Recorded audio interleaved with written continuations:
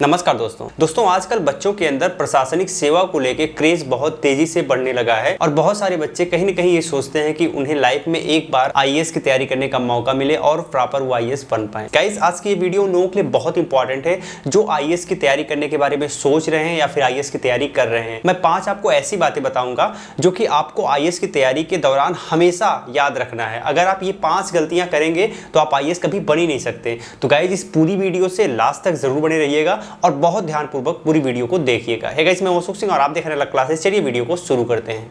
हमेशा अपडेट रहने के लिए सब्सक्राइब करें और फिर बेल आइकॉन पर क्लिक करें। पहला पॉइंट, जब भी आप तैयारी स्टार्ट करते हैं लोग आपसे कहते होंगे कि बेटा तैयारी स्टार्ट कर रहे हो ना तो एनसीईआरटी बुक जरूर पढ़ना। तो बहुत सारे लोग सोचते हैं कि उन्होंने हाई स्कूल और इंटरमीडिएट की पढ़ाई तो एनसीईआरटी बुक के माध्यम से ही करी है, तो उनके लिए एनसीईआरटी बुक ज्यादा मैटर नहीं करती। वो इजीली इसे एक बार ससरी निगाह से पढ़ ले जाते हैं और उसके बाद एनसीईआरटी बुक बंद करके और जो एडवांस बुक होती है उनको पढ़ना स्टार्ट कर देते हैं। गाइस, आपको ये कभी नहीं करना है। एनसीईआरटी बुक आईएएस की प्रिपरेशन का बेस है। आईएएस का जो एग्जाम होता है ना, उसमें जो मैक्सिमम क्वेश्चन पूछे जाते हैं उनका बेस होता है एनसीईआरटी। तो अगर आपने एनसीईआरटी अच्छे तरीके से नहीं पढ़ा है तो उन क्वेश्चन को आप सॉल्व भी नहीं कर पाओगे। आपको एनसीईआरटी को बहुत हल्के में नहीं लेना है। एनसीईआरटी को आप बहुत ही ध्यानपूर्वक पढ़िए, 2 बार पढ़िए, 3 बार पढ़िए और आप पॉइंट आउट भी कर लीजिए। जब आपको पूरी तरह से एनसीईआरटी डाइजेस्ट हो जाए, अच्छे तरीके से आपका एक कॉन्सेप्ट डेवलप हो जाए, उसके बाद ही आप एडवांस बुक पे जाइए। उससे पहले आप एडवांस बुक पे मत जाइए। तो एनसीईआरटी आईएएस की प्रिपरेशन के लिए की पॉइंट है। अब दूसरी चीज जो आपको ध्यान देनी है, क्योंकि आप तैयारी कर रहे हैं आईएएस की, तो बहुत सारे लोग ये कहते हैं कि भाई आईएएस की तैयारी इतना आसान तो है नहीं, बहुत कठिन तैयारी है, बहुत कुछ पढ़ना पड़ता है।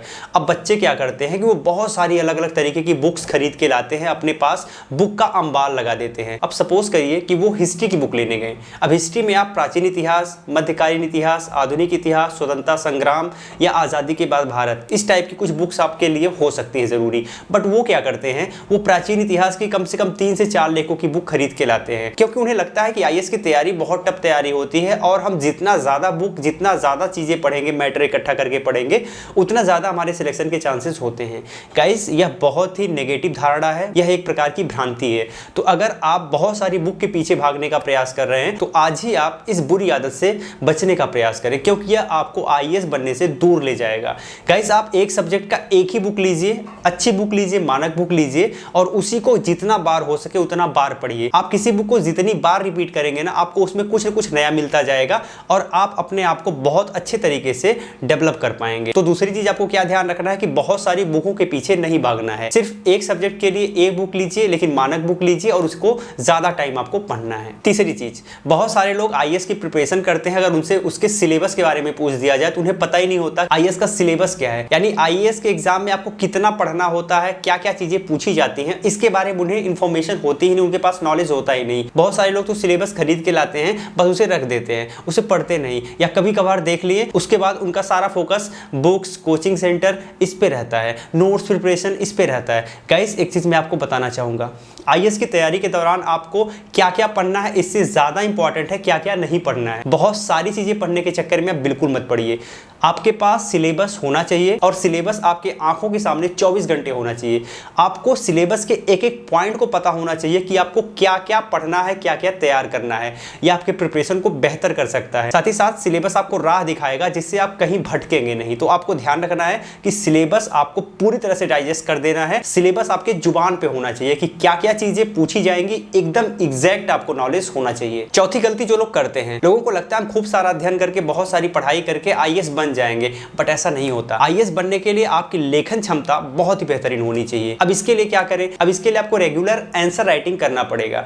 आप प्रीवियस ईयर में जो क्वेश्चन पूछे जाते हैं उन क्वेश्चन को लेकर बैठिए, उन्हें लिखने का प्रयास करिए। आप एक बार लिखेंगे बहुत अच्छा नहीं लिखा जाएगा, 2 बार, 3 बार, 4 बार, लेकिन जब आप कंटिन्यू लिखेंगे ना तो धीरे धीरे आपके अंदर लेखन स्किल डेवलप हो जाएगी। ये जो लेखन स्किल आपके अंदर डेवलप होगी वो आपको आईएएस बनने के लिए काफी हेल्पफुल साबित होने वाली है, क्योंकि आप जो नंबर गेन करोगे ना वो आप अपने लेखन स्किल के बेसिस पे औरों से बेहतरीन नंबर गेन कर सकते हो। गाइस, पढ़ाई तो सभी लोग करते हैं, बट एक ही चीज को रिप्रेजेंट करने का सबका अपना तरीका होता है। तो अगर आपका तरीका बेहतरीन हो गया तो आप लोगों से आगे निकल जाएंगे और आप प्रॉपर आईएएस बन पाएंगे। तो आपको अपने राइटिंग स्किल पर बहुत ज्यादा फोकस करना करना है आप उसको बहुत बेहतरीन बनाइए। उसके लिए आप अगर रेगुलर लिखने का प्रयास करेंगे और देखेंगे कि आपने क्या गलती करी है, कहां और अच्छा किया जा सकता है, इस तरह से आपने लेखन स्किल को बेहतर करके आईएएस बनने के क्रम में एक कदम आगे बढ़ सकते हैं। अब गाइस जो हमारा पांचवा पॉइंट है ना, वो भी बहुत इंपॉर्टेंट है। बहुत सारे लोग सोचते हैं कि अगर हम कोचिंग सेंटर करेंगे तभी आईएएस बन सकते हैं, और बहुत सारे लोग ये सोचते हैं कि बिना कोचिंग सेंटर के भी हम आईएएस बन सकते हैं। तो इन दोनों में डिफरेंस क्या है गाइस, मैं आपको एक चीज बता देना चाहता हूं कि कोई भी कोचिंग सेंटर आपको आईएएस नहीं बना सकता। आईएएस बनने के लिए सेल्फ स्टडी बहुत ही ज्यादा जरूरी, आपको खुद के लिए बहुत काम करना पड़ेगा,